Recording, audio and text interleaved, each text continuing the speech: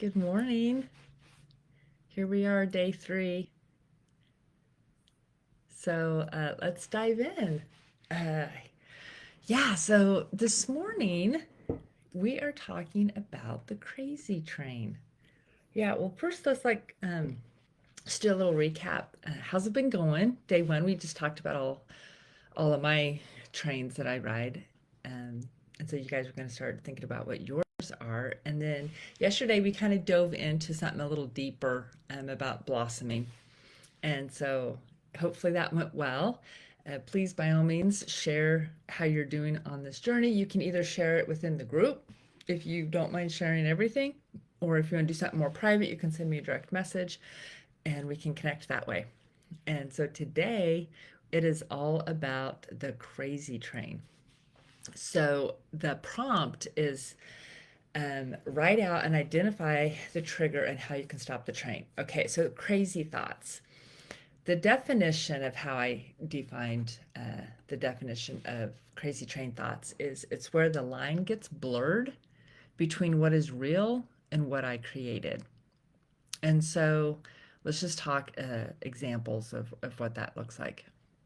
So when you think about like it starts to, you're so in your head about what is going on that it starts to blur. And so when you stop thinking about it, you're sitting in that space of like, is that real or was that not real? Is that true or is that not true? And you have to kind of decipher that out. I don't know if you've seen the movie, I believe it's called Inside Out, the Disney animated movie with joy and sadness and anger. That's all the feelings.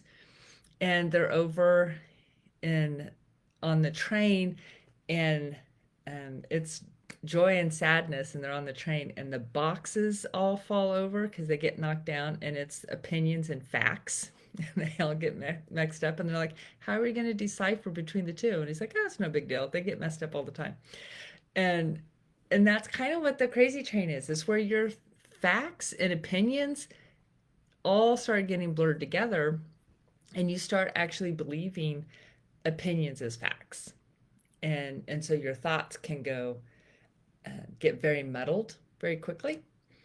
And let's say, for example, like your spouse comes home and they tell you something, and they start telling you this conversation they had and everything else. Well, then they have to leave.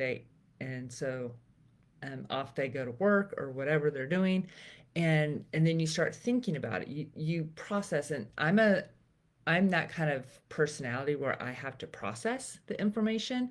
And so I don't always quickly respond, because I'm thinking through like everything. And so you're sitting there, and then your brain starts clicking. And so then they're not there anymore. So now all it is you and your thoughts. And so you start like anticipating what they said, how the conversation really went. You start adding your own little perspectives of how you visualized the experience. And then everything gets kind of blurry, because then now from you filling in those gaps in what you think happened or possibly happened, you've created a completely different scenario and perspective. And now you start to think that's what happened, when in reality it's not, because that's not what they said. You yourself filled in the gaps of maybe questions you had, or you're trying to make sense of the situation. And so you've put in your own thing, maybe a tone of voice, um, something like that, added conversation. And so you just get to thinking. It's kind of like writing a story. And I'm sure, I mean, I do that all the time. I constantly write little mini stories in my head from situations or things I heard. And then your brain just goes click, click, click, and they just start putting all these things together. And so that's where everything gets blurred. What actually happened, and then what opinion, what thoughts, what perspective you threw in. And now you've created a new scenario. That's the crazy thinking, because that's not reality. That's that blurred space. And so if now you take hold of that, what you just created, that new reality, and you think that's the truth, then when you go and have a conversation with someone and they're like, well, no, that's not what happened, and then those disagreements or arguments happen because you're so certain of your new reality and not what actually happened. And so, and if you're not, if we struggle with communication, we can shut down and everything else. And so that's where we have to really distinguish um, those things. Start asking curious questions. You know, figure out if you're struggling and you need to fill in those gaps, then you need to go to the original person you talked to and ask them curious questions to help you fill in the gaps accurately and not what you're just creating. Because what you can do is you can create these scenarios in your head which cause disagreement, arguments, and all you did was put in your own opinions and thoughts and pieces into it. So that's where we have to start really vocalizing and communicating in a much better way. So that way you get true the truth to fill in the gaps. Now again, it's their perspective of the conversation, but the thing is they were there and you weren't.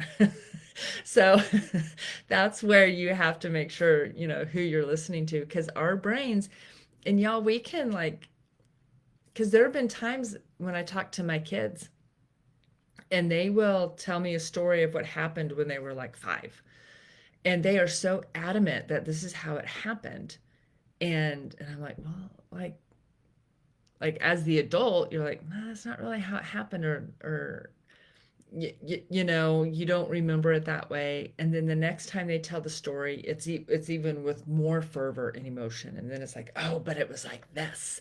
And then they just keep, it makes it bigger and bigger and bigger. And we create this major scenario. And it's like, how many memories do we actually have when we were younger? Like accurate memories. We have like snippets, like little pings, you know? But I think sometimes what happens is we take this thing, this memory of something that happened, and sometimes we make it bigger than it was. And because we just start, like I said, we start to fill in those gaps of like we don't quite remember. And so we take movies, we take things of today, and we throw in those pieces, and then we create this memory that wasn't actually accurate. And so we make it bigger than it is or less than it was. It goes both ways. And so it just depends on where that hurt was, maybe that space. Maybe you're, again, we talked about yesterday, like the self-protection. Are you self-protecting that memory? And so you really got to be careful as you just allow your brain to go. That's why we have to like start to like tune in, because your brain, it's so attached to your heart, and then your feelings and your emotions, everything gets triggered and thrown off. And so if we can really start to identify, and stop those thoughts. I mean, just imagine like you start this thinking and it just starts to derail. I mean, that phrase, well, that escalated quickly. Yeah, that's what can happen on the crazy train. Like you can escalate something so ginormous. Like you can take a conversation uh, your spouse had with someone, and then by the end of the crazy train thought, they're having an affair. I mean, you can just take it like to the extreme of like, wow. And then now you're mad at your spouse, and they're like,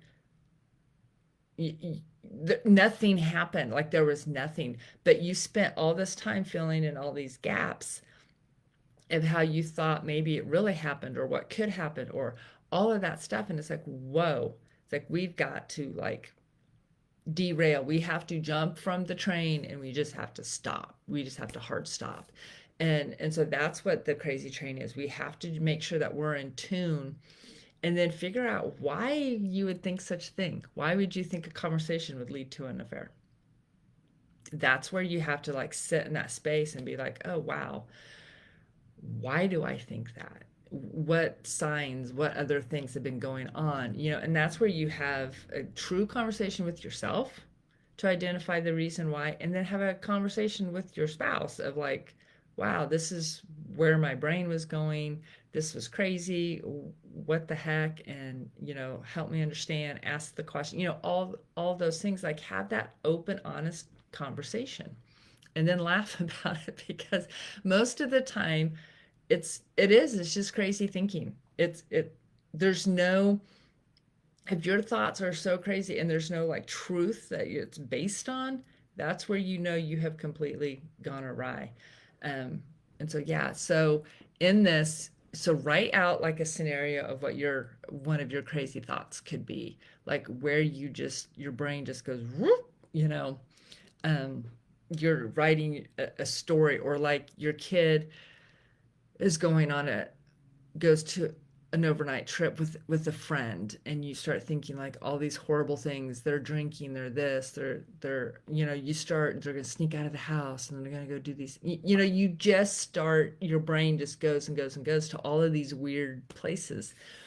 um and so really kind of write out some of those thinking, because you've got to start taking those thoughts captive. You have to, you know live in your reality and not in this blown apart stuff that goes on in your head. And the verse that is attached today is Proverbs 23:33. Your eyes will see strange things and your mind will imagine confusing things. And that's what the crazy train is. You are imagining scenarios based off of one little snippet of information. My kid is going on an overnight trip, and now they have been arrested for stealing Slurpees from the mini mart. I don't know, but just like how your brain just kind of, you know, goes. And so start writing that out, start thinking through that, like how and why. If you can just get to the why, get to the actual trigger, if you can identify when your brain goes, and you just, I mean, start thinking about it, it's like, wow, what are the odds? Like, would that really happen? Do I know, like in the kid scenario, do I know his parents? Do I know where do they live? Where, all the scenarios, really just start looking at reality. And I got to tell you, that was a really important thing for me when, uh, after my husband moved out, I went to a counselor, um, just for myself at the beginning. And that was one of the things she told me. She's like, you have got to live in your reality, because I had created so many like scenarios and stories and making excuses as to why things were the way that they were, because it was just one, my normal. And but it was just like, wow, like I had to really like sit back and get like the big view from, look at my marriage, stepping away from it and then looking in on it. And I started to realize, like, okay, like I was creating excuses and stories and stuff like that to make my marriage sound better than it was. And so I was living in this space of like, your mind will imagine confusing things. And so I was having a hard time, like what was real and what wasn't, what actually happened versus what I thought happened, or how I viewed it to make myself feel better. Um, and so healing from that and seeing that, and then going like, wow, yeah, my reality. And when God was like, hey, go back and read your book, that was one of those things where he's like, you've got to, like, I gave you the tools years ago for life, so you have to keep going back to it. And that's the thing, is we are in constant growing, and God will teach you something, and then you're like, yeah, I got it. And so you just get going, and then you start living in your own strength, and you forget about that lesson God taught you years ago. And so keep your mind in sync with his, so he'll keep bringing back those things that he taught you years ago, those lessons. And this is a big one for me: live in my reality. So no more crazy train thoughts. I jump off that train so fast. Do I still have crazy thoughts? Yes. Yes, I do. But I don't sit in that space like I used to. And that's the thing, is we have to start connecting our minds with our hearts. We have to connect the things. We have to be aware of what is actually chugging in our brains, because there's stuff. Your brain is always functioning. That's the beauty of how God made us. We are always functioning. Like, we're always breathing.